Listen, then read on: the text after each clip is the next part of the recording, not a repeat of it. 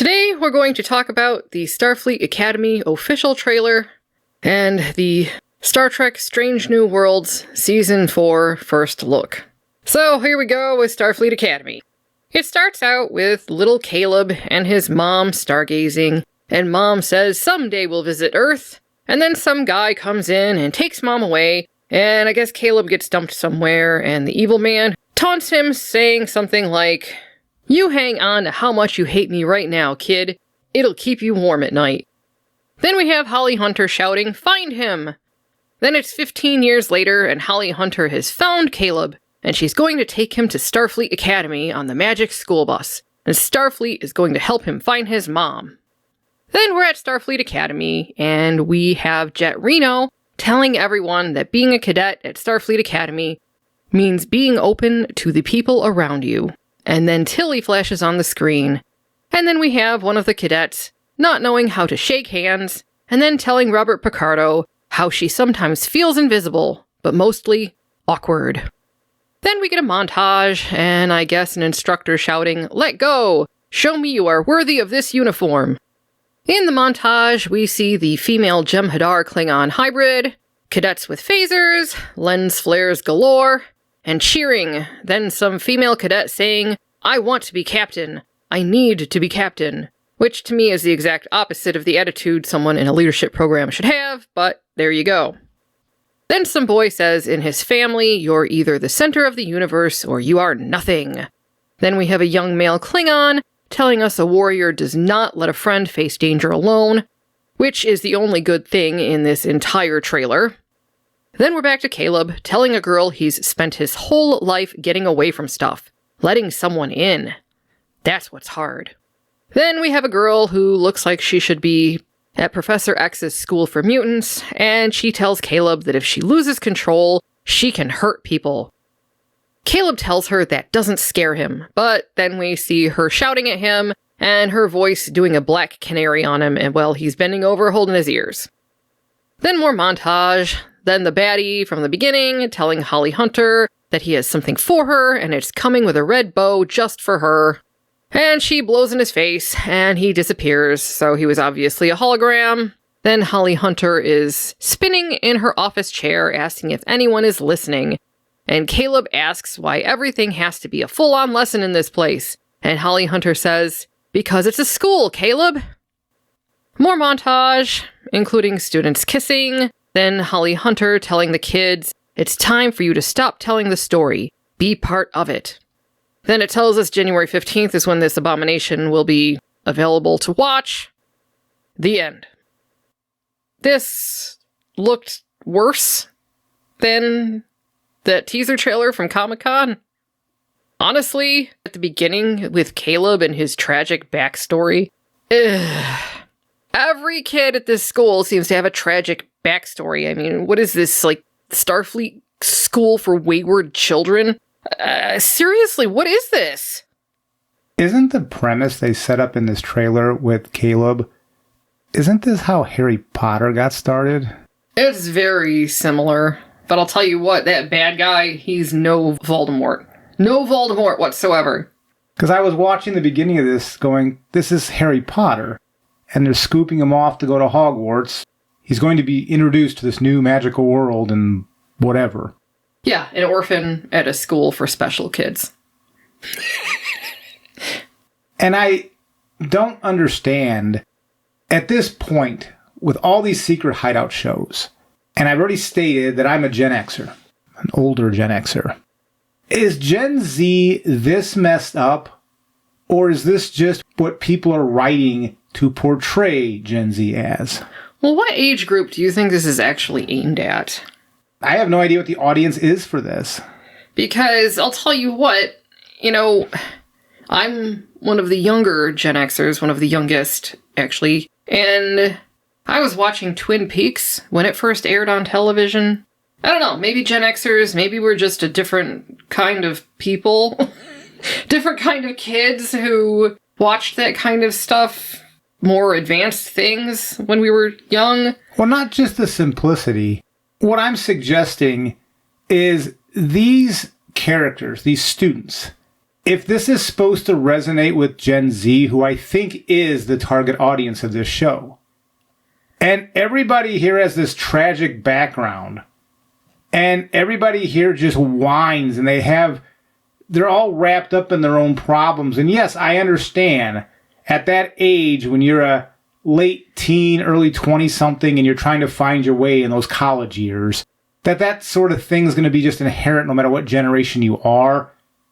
But I don't remember when I was in college sitting around talking to all my friends about, well, how bad of a tragic backstory do you have? I don't know. Let me talk about my tragic backstory. If anything, we went out to try to forget about any bad stuff that was going on. If we went to a restaurant or whatever, we would just have a good time. And that's what I'm saying here is I don't know if this is just what Gen Z is. They just like just wallowing in their own perceived misery, or if this is just something that Alex Kurtzman and company are projecting on that generation to make them think that that's what they are. Because I'm not a Gen Zer. I'm well removed from that generation. I don't know what Gen Z is, but if Gen Z is this, I feel bad for that generation. But I honestly don't think this is what Gen Z is. You go on TikTok and you see what's happening on social media. I don't think that's indicative of how the population actually behaves. And when I go on social media, I see a lot of different generations on there. I see a lot of millennials on there, actually. And I don't really know what to think of Gen Z. But I do know that yet another tragic backstory. Now, the only positive I can think of here is maybe, and by the way, we all know this is not going to happen, but I'm just saying, if a competent writer came in and said, hey, maybe Skydance said, look, fix this. So this is a hypothetical that I don't think is going to happen. But if this series was about these kids going into Starfleet Academy, whining over their perceived problems, and then through the course of their stay at the Academy realize the universe is much bigger than their petty little problems. And so as the series went on, they realized that, wow, I really was full of myself coming into this, but now I grew up and I realized what it is to be an adult and to be a productive member of the Federation. They could do that, but I don't think they're going to do that at all. I think it's going to be nothing more than just this whining stuff left and right. That's my suspicion, too. I didn't see anything positive here, like nothing. The visuals looked all brown and muddy. There wasn't even a hope of, hey, at least I'll be able to see some nice CGI rendered on the screen. It's going to be muddy and brown like mud or poop. That's what this is going to look like. I don't understand that yet Holly Hunter, when she was spinning around that chair, she reminded me of the Penguin on the Picard Season 3 when she was doing that crazy talk while she was spinning around.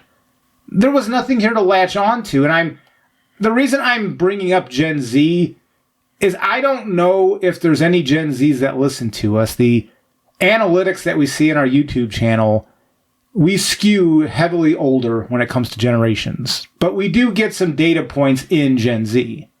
And all I can say is, if this is representative of you, I feel bad for your generation. There's no reason to have to live like this. But if this is not what you are, and I suspect this is not what you are, then you got to start pushing against this sort of portrayal. Because you're going to get smeared in pop culture. Gen Zs are going to get smeared as this. And do you want to get smeared like this? I understand your generation has problems, but I don't think it's the problems that Alex Kurtzman's people are throwing on you. That one character who said she's awkward and what was the other thing? She feels invisible all the time or whatever. Really? Okay. That character, I'm already worried how they're going to portray that character.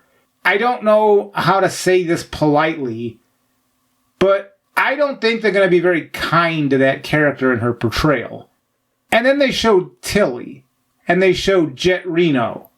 And a rumor has it Michael Burnham's going to make an appearance, although she didn't appear in this trailer. Really? You're going to do that? Discovery was the anchor that this new secret hideout Star Trek has floundered around with. Some of the reason people try to give Strange New Worlds the benefit of the doubt is because, for the most part, other than remembering Pike and Spock came from there, they don't really refer to Discovery all that much. So people can kind of pretend we've moved beyond Discovery. Even though in that first episode they mentioned Michael Burnham, but they haven't mentioned her, I believe, after that episode. So that's why people try to give Strange New Worlds a chance. But this thing is saying we're going to triple down on Discovery. We're going to bring in Tilly. We're going to bring in Jet Reno. We're going to bring in Michael Burnham. Who knows who else they're going to bring in from Star Trek Discovery? Well, this is set in the future after the end of Discovery. So I don't know how you would get around it, especially considering that it was established in Discovery that Tilly was going to go teach at Starfleet Academy.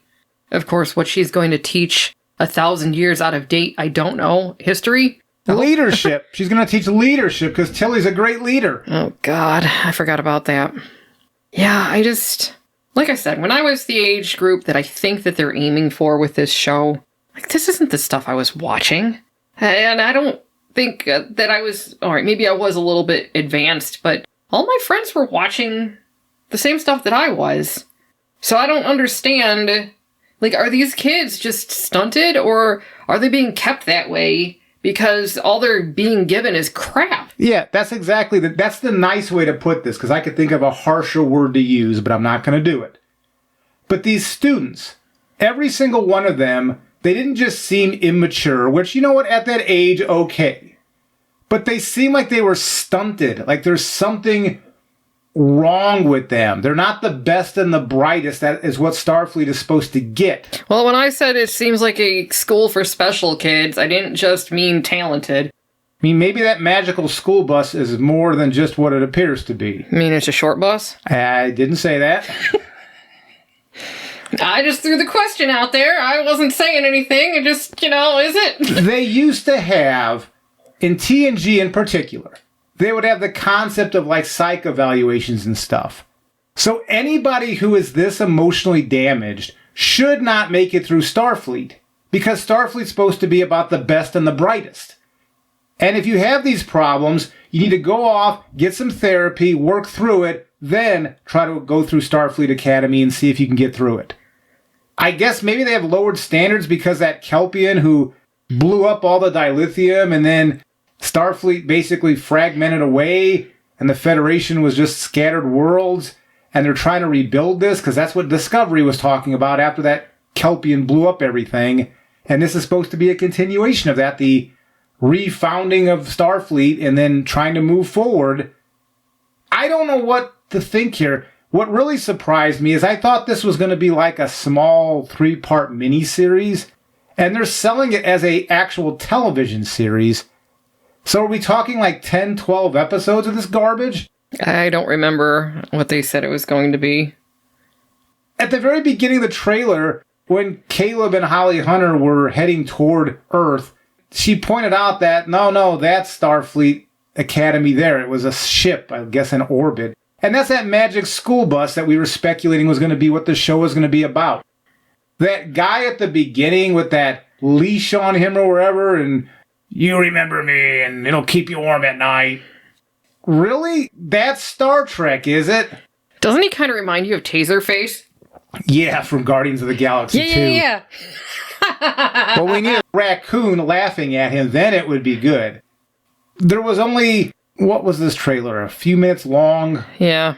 Couple minutes long? I don't remember. We'd have to look at the counter. But there was nothing here that makes me want to see this. I know I'm not the target audience. Being a Gen Xer, I know I'm not a target audience. But I've said this many a time.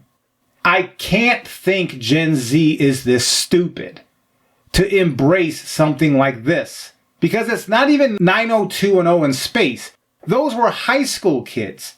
I think this is going to be the grammar school kids, emotional, stunted and all, that they're going to be doing here. And then you've got this Caleb who's got this Michael Burnham tragedy that happened in his childhood, just like Michael Burnham did. Did they not learn from the Michael Burnham character? People don't watch Star Trek to watch tragic backstories. That's not why we watch Star Trek. It's a hopeful future. It's learning about the best of humanity and going out and exploring strange new worlds. That's what Star Trek is supposed to be. But ever since 2017, it hasn't been. So in a few more years, we're going to all have to admit that Star Trek really isn't about exploring strange new worlds and optimism, because there'll be more body of work dealing with this garbage than what Star Trek used to be. And at that point, it's going to be the minority. Yeah, they had that early phase where they were dealing with exploration and stuff, but we don't do that anymore. We just sit around and talk about our problems. And that's just the stuff in the trailer. I can only imagine what's not in the trailer that's going to be cringeworthy if they try to stick modern sensibilities into this thing. And this trailer sniffed like they were going to absolutely do that. The one human male, I think he was human, his big hang-up was he thinks he's better than everybody else. Well, you're either the center of attention or you're nothing. So you got the male portraying himself. Well, that's what his family is telling him. So he has to overcome this negative attitude from his family. So all this privilege that he has to try to overcome. Yeah. I mean, that's how I took that, is that he's going to have to overcome his privilege. I don't want to watch that. I don't know. And like I said earlier, when I was at the age group that I think that they're actually aiming for, I was obsessed with things like The Lost Boys.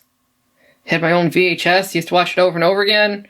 The Breakfast Club. Yeah, you create some subculture or something that you're doing something kind of off the grid. Okay, that's not what this is. I don't know.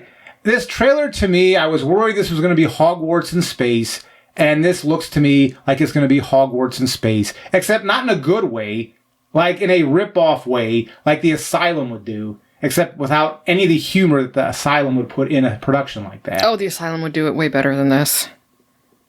Way, way better. So this is like some sort of weird romper room in space. This really felt like it was aimed toward people with a preschool mentality. Like, really immature. Little kids trapped in adolescent bodies. Which, again, I haven't watched it, but that new Aliens based series, I've heard that they place the mentalities of little children into adult bodies. What is with that? That seems to be a common thing with a lot of shows these days, where you've got adults running around acting like little kids. Why? I don't know. And that was the new product. There were 2 trailers that this weekend were released. And this was the first of the 2. So this was the one that supposedly had a blank slate to work from. And it's not looking good. No, it looks really bad. And this is what Skydance is going to be. Whether you think it's fair or unfair, this is what Skydance, if that whole deal goes through, this is what they're going to be labeled with. Because this is going to be running in January. And then who knows when Strange New Worlds is going to air. And I said this before, and I'll say it a million times. I'm sorry, until Skydance gives me a reason to believe they're going to change direction, I'm still going to believe the same crap's going to be happening whether they're in charge or somebody else is in charge. Didn't Skydance make Reacher, that Amazon series? Yep. And that's actually good. If anybody wants a recommendation of something to watch, because people every so often they go into a comment area and they ask, well, you guys complain about an awful lot of new stuff. Any new stuff that's good? Now, this is from like 3 years ago, but Amazon Prime has a series called Reacher, which is based on a book series. And Tom Cruise did a variation of this about a decade ago, but this is completely different from those Tom Cruise. Well, it's the same character, but it's a different take on the Reacher character. And it's actually good. It reminds me of like the old Lethal Weapon 80s type days, or even like the Bourne Identity stuff if the camera wasn't shaking around, because the Bourne Identity I didn't like because the action scenes were all shaky. But it reminded me of like the best of like those 80s Roadhouse or Lethal Weapon type movies. So Amazon Prime, Reacher, thumbs up. recommendation. Yeah, we're almost finished with season 2, and season 3 just recently got released, so I'm looking forward to that now. Thanks to Nerdrotic, because we were watching him and he mentioned Reacher, so we decided to give it a try, and man, he was right. Reacher is awesome. I freaking love Reacher. Old man has to tell me, no, we're not watching Reacher tonight, because I want to sit there and just binge the whole thing, because it's the best thing I've watched in a really long time. But back to the initial point, though, Skydance is responsible for making Reacher. And that's a quality series. Yes. So, I don't know what we're going to get once Skydance finally gets their hands on Star Trek. If they're going to change anything, I don't know. I don't know what's going to happen there. But they're responsible for Reacher, and I really appreciate that we have that to watch right now. Don't know what season 3 is like yet, but first 2 seasons, fantastic. That gives me a little hope. But what I'm saying is, by them allowing this stuff to still go out there, the Star Trek stuff, it is smearing their brand. Even if they're not behind it, it's smearing it. Oh, I definitely agree with that. And that's the problem that I have, is I would like to believe that Skydance is going to come in here and they're going to change things around and they're going to make this a respectable property again. But when you get stuff like this, Starfleet Academy, which to me, this trailer looks no better than last year's Section 31. It was last January or February when Section 31 came out, and that's probably the worst thing I've ever seen from Star Trek label.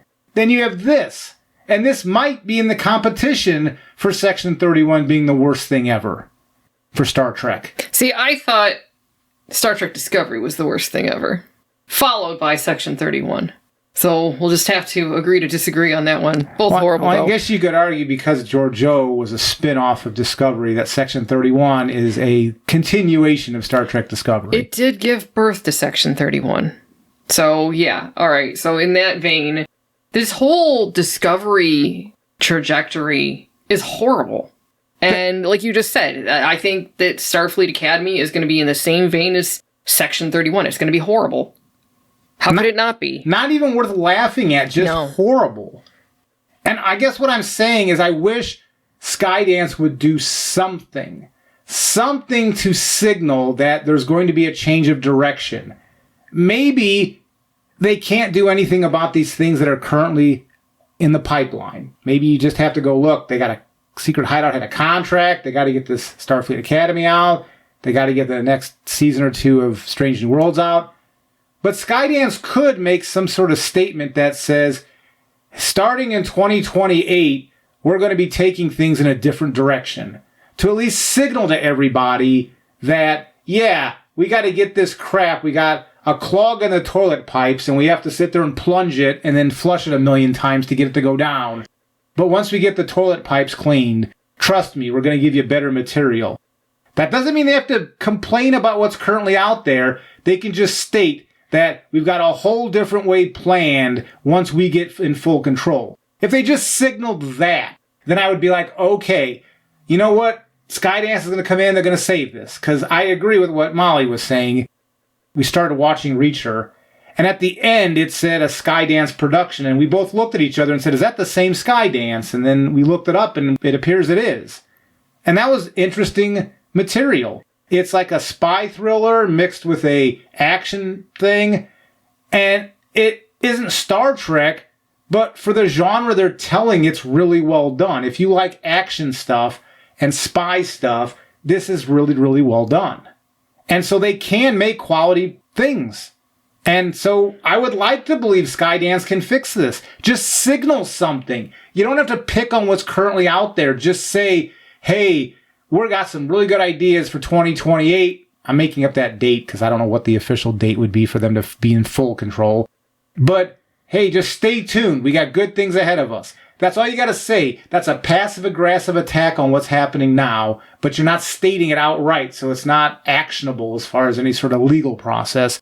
But it would give people the want to say, I'm looking forward to 2028, and also let us know, yeah, we can basically ignore this crap that's happening now, because this isn't even the direction you're planning on going when this is all done. It would be great if they would let us know that a rebrand is coming, that there's going to be a distinct delineation between what came before and what comes after when Skydance actually is in full control. but we'll just have to wait and see. Because right now, the way it's looking, if they continue on with this, it's just more of the same. This is terrible. It's destroying the brand. Yeah. The Star Trek brand is being destroyed, and this Starfleet Academy most likely will have to watch it and see, but it looks really, really bad, that it's going to take this already degraded brand and lower it even further. And I didn't even think that would be possible. Just wait. Compared to that, that leads into part 2, the second trailer, which compared to this garbage, since we know what to expect from Strange New Worlds, this one wasn't as big of a shock for what they did.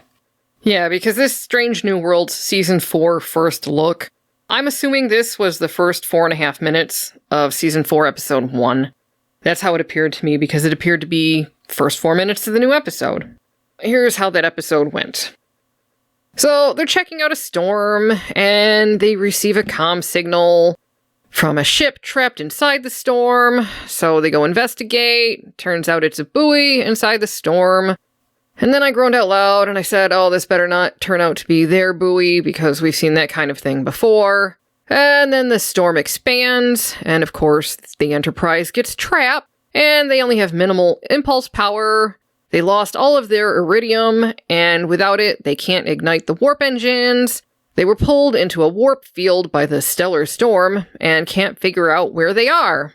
But they can tell there is an M-class planet nearby with iridium, so they deploy a locator and send a mayday and head for the iridium planet. Pike turns to Una and says, well, number 1, you wanted a mission on a strange new world. Looks like you got one. And then Una, La'an, and Ortegas take a shuttle down to the planet. The end. I'm still not sold on this not being their own buoy that they went chasing after, because, like I said, we've seen that before. We had a new character on the bridge, which appears to be a female Vulcan. So I'm like, oh, that's great. And the camera kept spinning to the point where I thought I was going to throw up my lunch. And there was way too much modern lingo, especially things like Pike telling Ortegas to keep the brakes on. Who writes this crap? When the Enterprise got sucked down, or sucked into that, whatever it was, and the ship was spinning around, I mean, the actual footage of the people on the bridge was spinning around. That reminded me, if you remember Gilligan's Island's intro, the minnow would be lost, there was a spinning there that was happening as the ship was going through the storm. The characters, I mean, the skipper and Gilligan were on the bridge with their steering wheel, and then the thing spun. That's what I was thinking. I was just, as it was going on, like, the Enterprise will be lost. Which, of course, I would welcome Gilligan's Island over this stuff. Oh, God, yeah. But, they bought that spinner for the camera, so they had to make sure that they really used it, because it was a good portion of that first look. And they even made a meta joke there where Pike was telling Una, well, you signed up to see Strange New Worlds or something like that. And it's like, yeah, we all did. The people who are watching this show, we all signed up to see Strange New Worlds. It's the title of the friggin' show. How about you go to one? Seriously. And so we're in season 4 and they're actually thinking of doing it, which we'll see what happens there. Maybe the shuttle breaks down right before it tries to land and is stuck in orbit or something. Just sit right back in while you hear a tail. I'm telling you, Gilligan's Island would be better than this, because both Molly and I looked at each other after this Strange New Worlds trailer, and we were saying there have been a few Strange New Worlds episodes that for the first 20 or so minutes weren't bad. Like, oh, this could go somewhere interesting. And 100% of the time, it always falls apart in the second and third acts. 100% of the time. Mm-hmm. So even though this didn't look horrible, compared to Starfleet Academy, this looked a heck of a lot better than that. Yeah. But I can guarantee you, because I have a 100% record of episodes to look back at, that this episode, whatever premise they're setting up that might be interesting, it's pretty sure that it's going to fall apart in the second and third acts of that episode. And beyond that, it suffered from the same stuff that the Starfleet Academy trailer suffered from as far as the writing goes and what appears to be the character development. These characters, they seem to be the emotional level of like an 11-year-old. The complexity of the dialogue, even coming from Spock, is something I would expect from somebody who's maybe a freshman in high school. It's terrible. There are people online that say they like this stuff. I know. And it's like, okay, I mean, who am I to tell somebody else what they can like? I'm just saying I don't get it. It's like if somebody's talking about a children's show and they're saying they like it. Well, I'm not a child. I can't say if that's bad or not.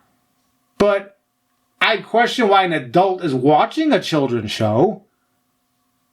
And this appears to be like it has been for all these seasons. This is more of the same here. Now, the good news is it looks like it's going to be a Una-centric episode because they're misusing Rebecca Romaine. By misusing, I mean they're not using her at all. Yeah. But this is probably going to turn into a disappointment yet again. You know, to go back to Starfleet Academy for a second, I'd forgotten, but My Little Pony Friendship is Magic, like the last few seasons, centered around Princess Twilight's friendship school. And they had not only ponies there, but they also had other creatures that came to the school to learn about friendship. I'm just kind of wondering if that's what they're actually ripping off. At this point, I wouldn't put it past them. And I'm willing to bet My Little Pony was better. Sorry. Now I'm imagining a bunch of furries showing up in this school and having a bunch of furries around with the rest of the people on this show. Again, that sounds like that's something that the Asylum would put together and make a tongue-in-cheek, mock-you I wish they would. blockbuster of. I wish they would. I wish they would. In the end here, we tried to rush this weekend because between Saturday and Sunday, these two trailers were released. And then we watched them, and but there's not really much to talk about here. The Strange New Worlds, it's same old, same old. Who knows? This episode might be they go on the planet and all turn to puppets. Because, we know that's coming in season 4. So who knows? Maybe this is the puppet episode. They go to the planet and everybody turns to puppets. Bam, done. Oh, God. And Starfleet Academy, I had no hope with that teaser trailer. And so having to watch this. Who are they making it for? I have no idea. It's not for me. We will watch it for the channel. But this looks like garbage. And I'm sorry. I normally don't try to insult people for what they watch. But I do not get anybody who would want to watch this, what they'd be getting out of it. Starfleet Academy. I don't get it. I just don't. It's not showing me anything that I would want. More tragic backstory people, you just want to sit there in that little corner and just, I guess, commiserate over how horrible you think your life is. I don't know. Maybe we'll be surprised. Maybe this trailer is not indicative of what's to come. Maybe this trailer is just a really bad butchery of what's to come. But that Section 31 trailer was pretty on mark with what we got. So I'm thinking this is pretty on mark with what we're going to get. Yeah. Yeah, I think so too. Looks like it's going to be more of the same. Probably all we can say is January we will cover Starfleet Academy. And they didn't even give a date for Strange New Worlds because they're probably panicking on when that piece of crap's supposed to release. But I'm sure next year sometime it's going to be released, so we'll cover that for the channel. I wish I didn't have to cover this crap anymore. I wish I could cover good Star Trek, but that's apparently not a thing. Well, yeah, I wouldn't mind covering this stuff if it was actually written well, but it's not. It's written terribly. I mean, I know our channel, it would be off-brand, so we're not going to do it. But I'd rather cover Reacher. At least we're enjoying that now. It has that 80s Roadhouse Lethal Weapon type stuff to it. And, I'm enjoying it a lot just based on that mindset. It's not a science fiction show, but based on just that, I'm enjoying it. I would rather do stuff like that, talk about something I enjoy that's new, than this crap. But it's not science fiction, and our channel usually is based around fantasy and sci-fi, so we're not going to do that. But I'd rather do that than this. Yep. That's why I get so bent out of shape with these people, because can't they make good stuff? Nope. Give me something to talk positive about. Something. Like, the only thing I can talk about of any value is with Strange New Worlds, Christina Chong is not objectionable when it comes to the actress, and I wish her well. And that really is it. That's the only positive out of 3 seasons of Strange New Worlds.